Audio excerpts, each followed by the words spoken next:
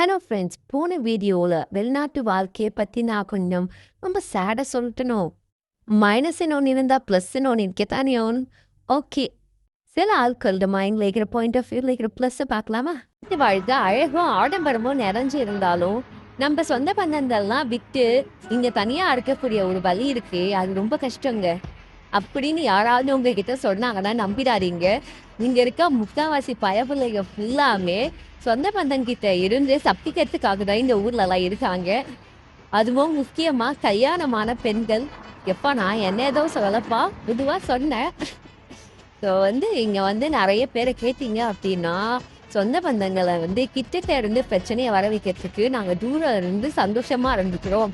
அதனால எவ்வளவு கஷ்டப்பட்டாலும் பரவாயில்ல, இந்த ஊரை விட்டு போக மாட்டோம் அப்படின்னு சொல்றவங்க தான் நிறைய பேர் இருக்காங்க.